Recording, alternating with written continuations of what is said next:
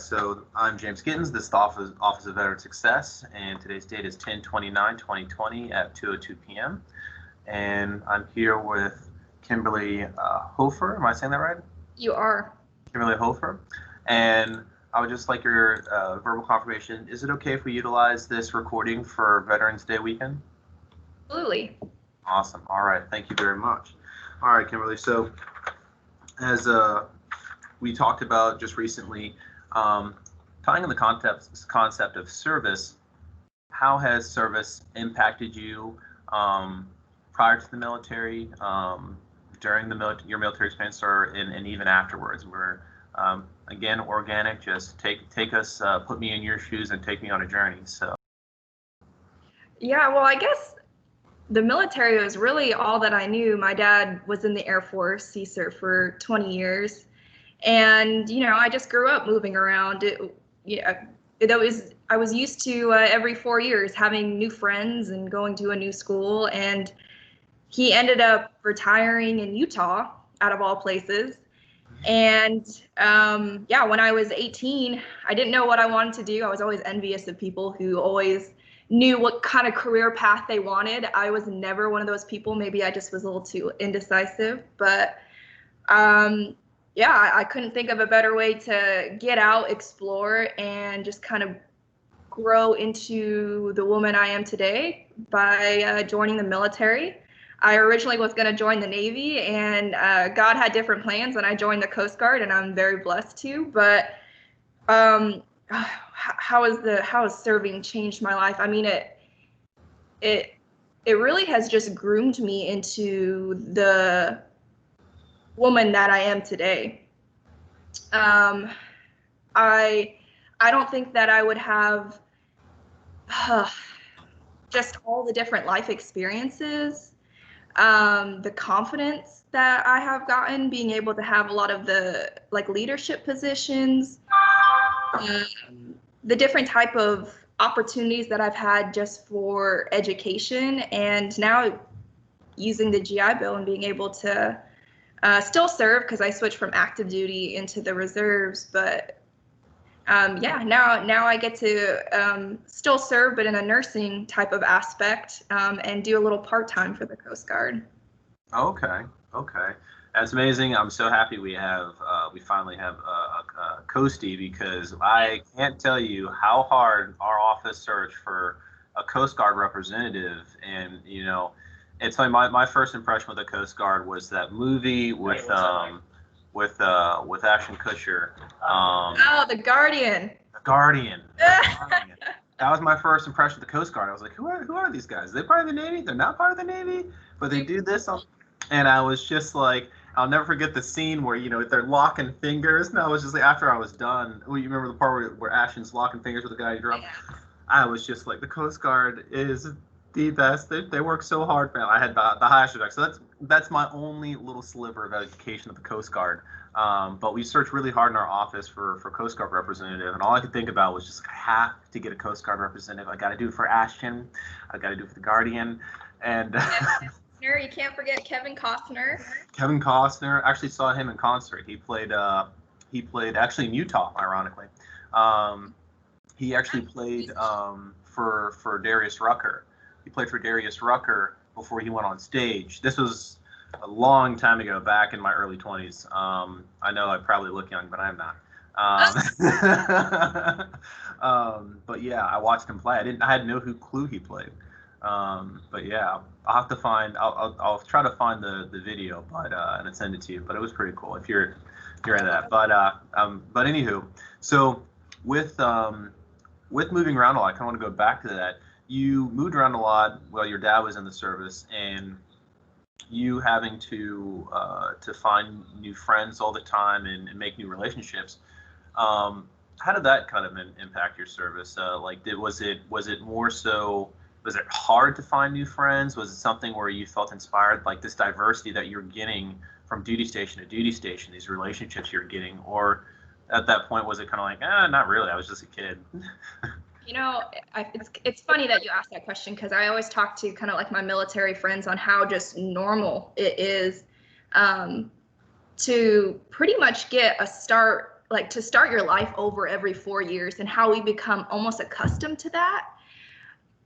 When I was younger, and of course I'm different, I'm a little bit more, I think I was more of an introvert when I was younger, but I kind of got out of my shell, so it probably would be different for everyone. But having to make new friends wasn't necessarily difficult. What was interesting is the different types of cultures I got to experience. We got to move overseas to Germany, to Turkey, which was a complete 180 from, you know, the type of culture that we have in the United States. And you go into the Middle East, the differences between just gender roles and what they find acceptable, how do you act, you know, what the things that you can wear.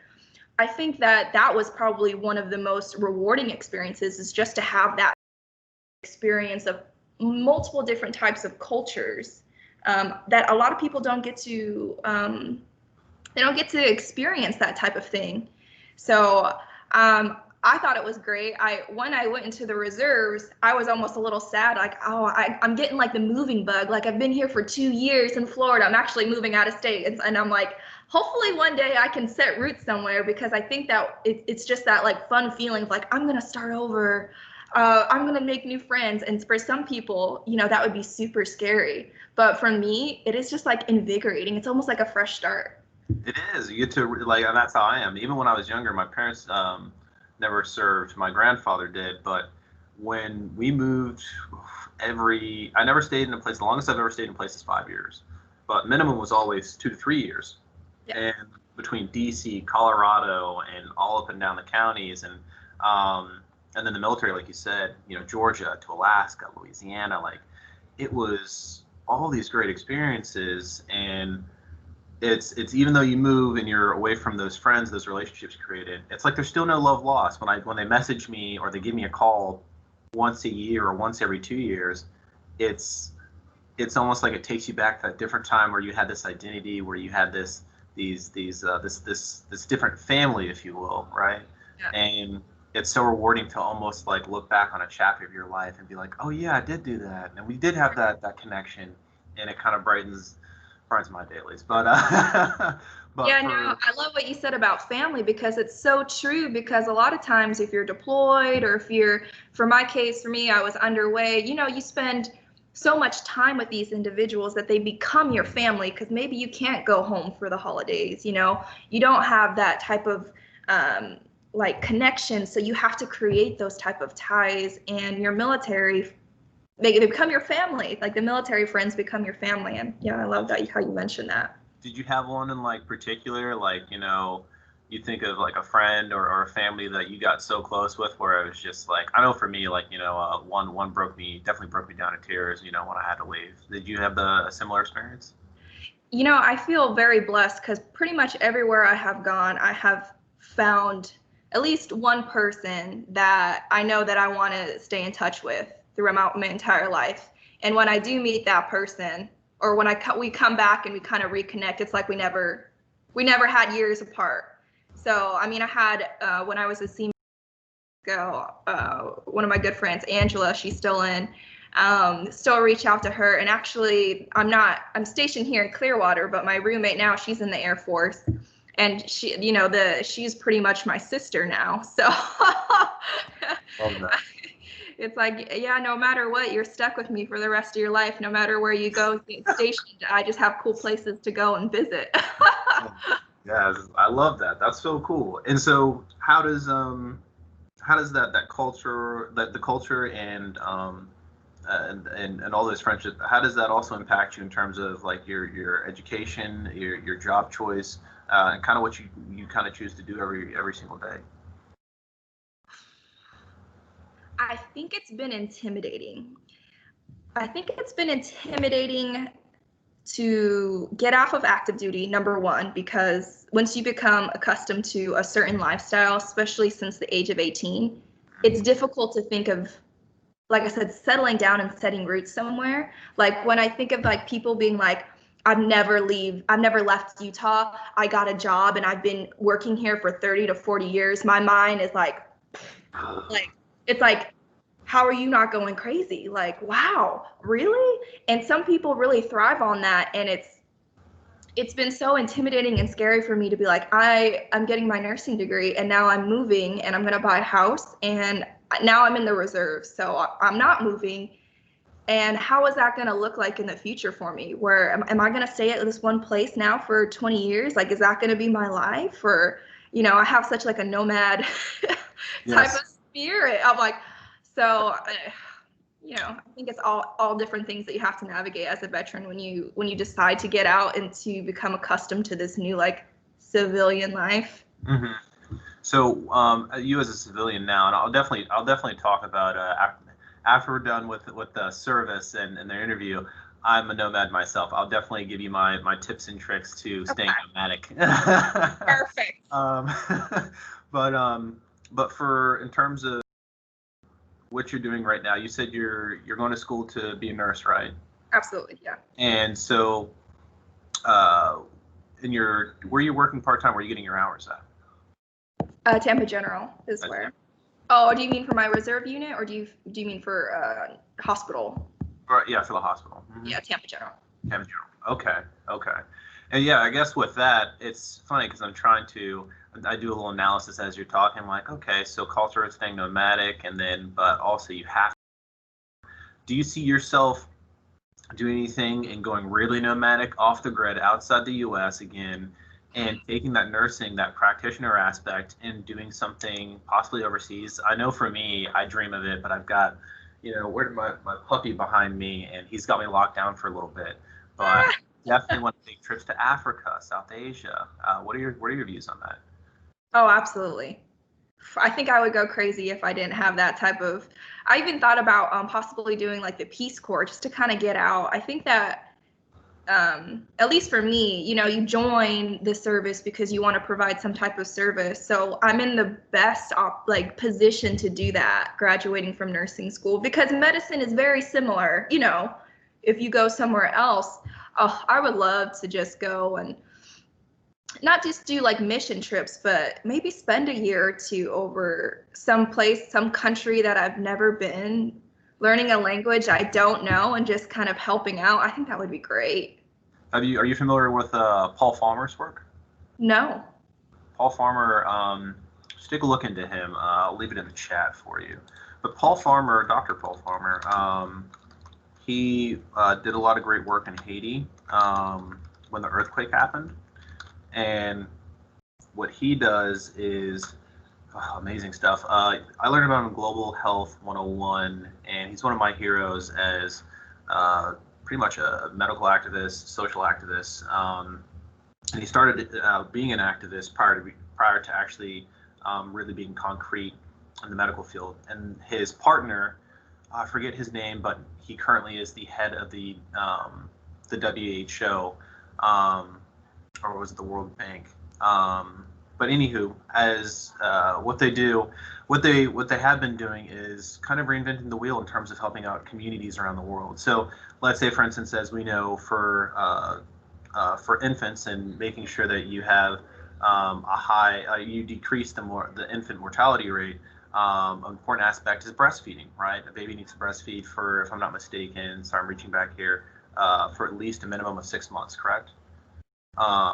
And so with that, what Paul Farmer notices is that as men going into indigenous, areas or going to other communities, he's not received well, due to history, due to everything like that. So what he does is he works with people from the region, and whether it be the women or the men, depending on the actual issue they're addressing, and he will sponsor their education. And instead of brain draining them, he'll put them back in the community, give them equal pay, not to that state, but to the U.S.'s equity, and he will help them set up shop in order to spread the pedagogy of good practicing in terms of medicine, education, medical practices.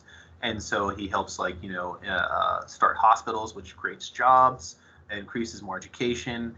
And so I've got a whole thing I want to do with that too, but I won't go into that. But that's something you might be interested in. So I definitely look into Dr. Paul Farmer. That way you get the time to be overseas, you get the time to work with the community and build that family, that familiar relationship, the communal relationship you love, and then you can venture off somewhere else. Yeah, so, absolutely. Hopefully that helps. Really, yeah, that's awesome. I'm excited.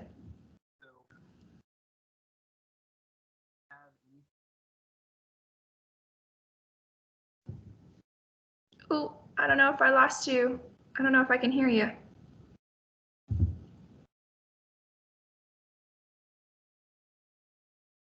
Let's see if you're muted.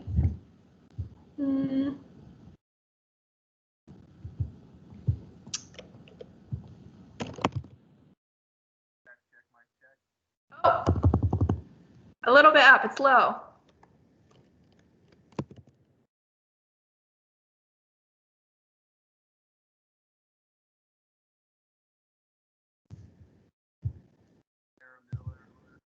Part of the meeting, definitely cut it out. I can hear you now. Woo! Now you can hear me? Okay, good. Good. I was like, please, Lord, please not let it start over. We were so close. So, but yeah, so with that, yeah, I was trying to definitely tie into the nomadic aspect, culture, and how you love to serve and love to help. What got you into nursing? I'm really curious about that. Well, it was kind of the path I should take because I was a foreman, or I am a foreman in the Coast Guard. Mm-hmm. So I was medically trained in emergency and then just regular medicine.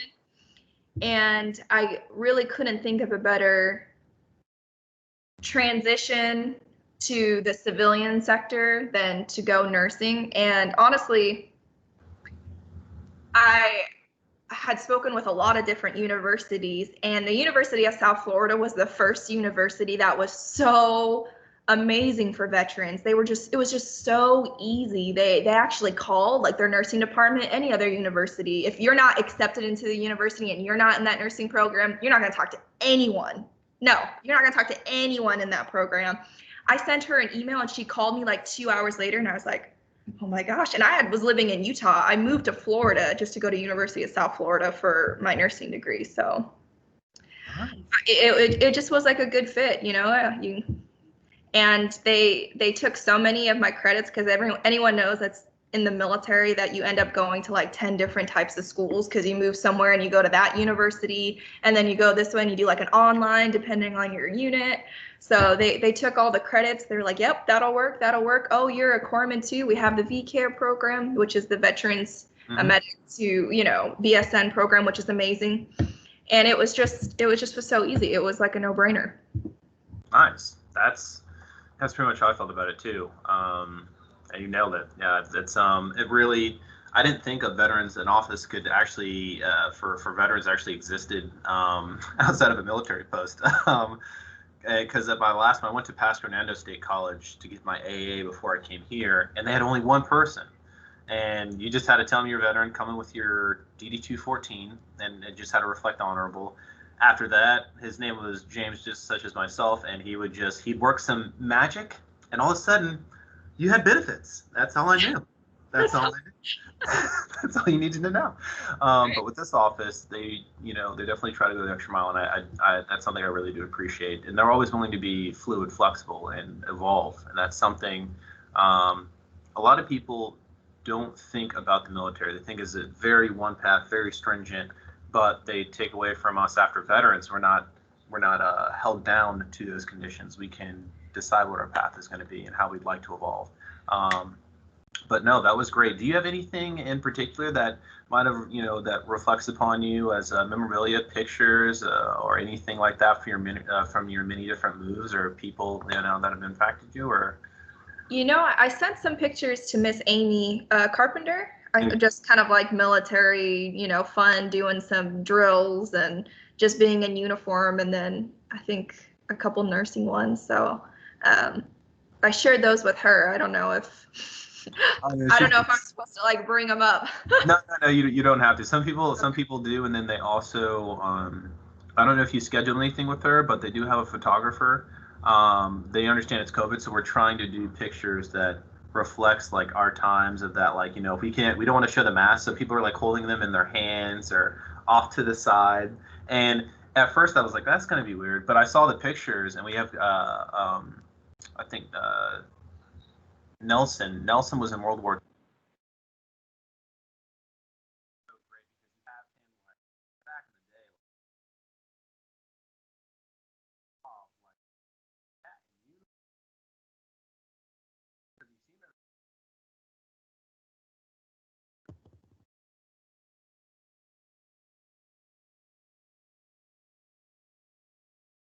Oh no.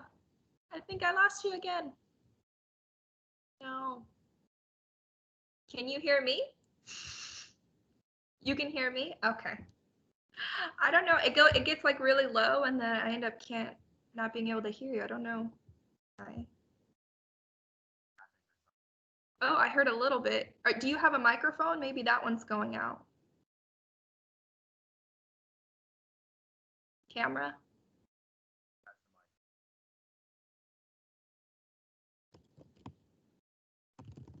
Okay, I'm trying to. I don't know what I'm typing. You can hear what I'm saying.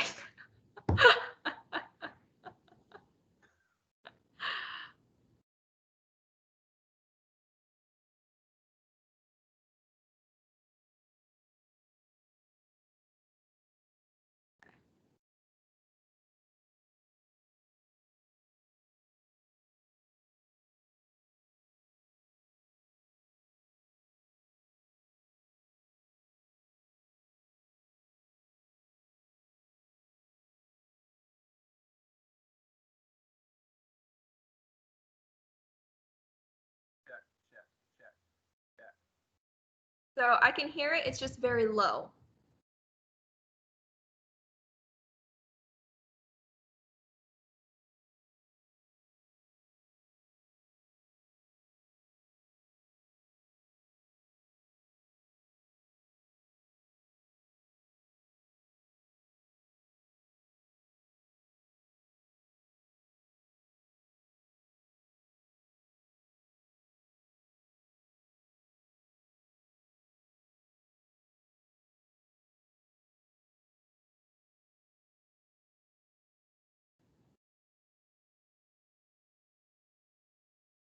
Trying the headphones. Let's see if this works.